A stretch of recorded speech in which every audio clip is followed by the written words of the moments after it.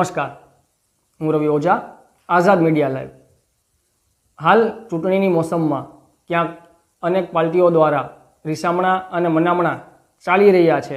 એવાની અંદર પોતપોતાના પાર્ટીના પ્રચાર માટે થઈને મધ્યસ્થ કાર્યાલયોના ઉદ્ઘાટન કરવામાં આવી રહ્યા છે। ત્યારે રાજકોટ વિધાનસભા 70ના ઉમેદવાર હિતેશભાઈ વોરાના કાર્યાલયની મુલાકાત અમારા આઝાદ મીડિયાના પ્રતિનિધિ દ્વારા લેવામાં આવી હતી। ઉમેદવાર ગયા અને એમ કીધું કે 500 રૂપિયામાં મત આપજો। એટલે આપણા રઘુબાપુ છે ને વડીલે કીધું કે મારે તમારો ગધેડો લેવો છે, 10,000 રૂપિયા આપો। ઉમેદવાર કે ગધેડો 10,000 માં મળે, 15,000 થી નીચે ગધેડા નથી મળતા। તો કે 500 માં અમે મળીએ, 500 માં અમે મળીએ। આ વાત આપણે યાદ રાખવાની છે। તમે ભજીયાની રાહ જુઓ છો, મને ખબર છે। મને ગોવિંદભાઈએ કીધું કે એટલે મારું વક્તવ્ય થોડું ટૂંકું ભારતીય જનતા પાર્ટીના રાજમાં આ દેશનો નાગરિક નથી।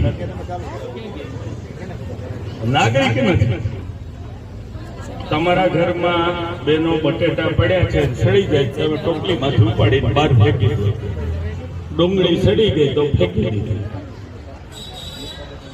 ભારતીય જનતા માટે લોકો ડુંગળી અને બટેટા જેવી વસ્તુ છે, કઈ પડી નથી લોકોને। અમદાવાદ પાસે લઠ્ઠાકાંડમાં 200 માણસ મરી જાય, આજ લગી કોઈ પકડાય નહીં। માત્ર ભ્રષ્ટાચારથી પુલ તૂટી જાય, 150 લોકોના જીવ જાય, એક પણ માણસ પકડાય નહીં। તમે વાત સમજો, કોંગ્રેસ માટે આ દેશનો દરેક નાગરિક છે એ સન્માનનીય છે, નાગરિક છે। એને માટે તમે લોકો વસ્તુ છો। આ ફેર પણ કોંગ્રેસ અને ભારતીય જનતા પાર્ટી વચ્ચે સમજવાનો છે। વાતો મંદિરની કરે છે, ત્યાં કોરિડોર બનીને મંદિર બનાવવાથી કે રોડ રસ્તા બનાવવાથી છેવાડાનો માણસ ક્યારેય સુખી થતો નથી। મંદિર હોવા જોઈએ, બનવા બી જોઈએ। મેં મંદિર બનાવ્યું છે, મારા હાથે બનાવ્યું છે, તો મેં પ્રચાર નથી કર્યો। મારા ફોટાઓ એ મંદિર સાથે નથી, મંદિર સાથે મારા ફોટાઓનો પ્રચાર નથી કરતો। કે પોસ્ટર બેનરમાં હું દેખાતો ને મારા નાનું મંદિર દેખાતું હોય ને અહીંથી નાના શંકર ભગવાન દેખાતા હોય, એ અમે ક્યારેય નથી કરતા। કારણ કે અમને કોંગ્રેસે સંસ્કાર આપ્યા છે કે ધર્મ અંગત બાબત છે, એનો પ્રચાર ન થાય।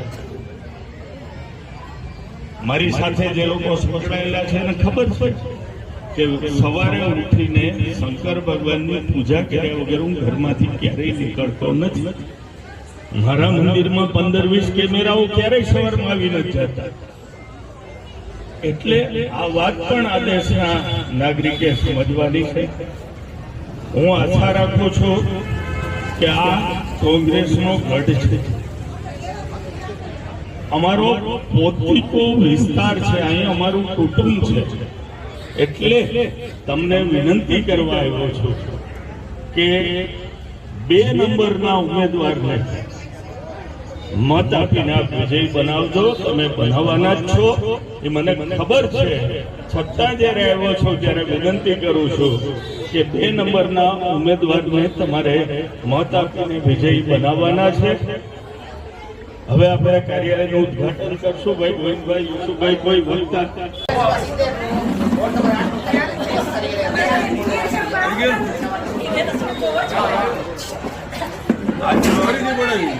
કોંગ્રેસ પક્ષનું વોર્ડ નંબર 8નું મધ્યસ્થ કાર્યાલય ખોલવામાં આવ્યું છે। આ વિસ્તાર કોંગ્રેસનો ગઢ છે। અમારો પરિવાર અહીં વસે છે, કોંગ્રેસ પરિવાર, અને આ વિસ્તાર ચોક્કસ કોંગ્રેસ પક્ષને બહુ મોટી લીડ આપશે અને આ વિસ્તારની મદદથી ધારાસભાના શિખરો સર કરવામાં અમને ઘણું સરળ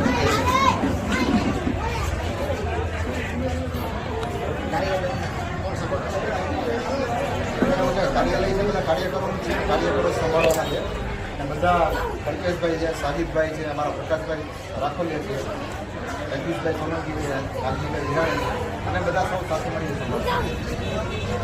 જીતાડવા માટે અમારે દરેક બૂથની અંદર દરેક આગેવાનોને બૂથની જવાબદારી સોંપેલી છે અને એ લોકો દરેક અમારા આગેવાન નિષ્ઠાપૂર્વક કામ કરે છે.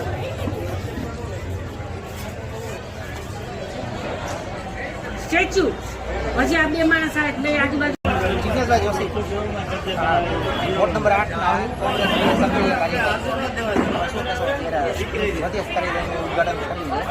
આજરોજ વિધાનસભા 70નું મધ્યસ્થ કાર્યાલયના ઓપનિંગ થઈ ગયા બાદ વોર્ડ નંબર 8નું પેટા કાર્યાલય આજે ખોલવામાં આવેલું છે, ત્યારે 1000થી વધુ કાર્યકરો અહીંયા ઉપસ્થિત રહ્યા છે, જે તમામની હાજરી સૂચક છે. આગામી વિધાનસભાની ચૂંટણીમાં જ્યારે ભવિષ્યમાં 1 તારીખે જ્યારે મતદાન કરવા જઈ રહ્યા છે, ત્યારે તમામ આગેવાનો અને કાર્યકરોએ એક મન બનાવી લીધું છે કે આ વખતે આયાતી ઉમેદવાર નથી જોતો, માત્ર સ્થાનિક ઉમેદવાર જોઈએ છે અને ક્રમ નંબર 2 ઉપર હિતેશ વોરાને જંગી બહુમતીથી મત અપાવી અને જીતાડવાનું મન મતદારોએ બનાવી લીધું એવું મને લાગે છે.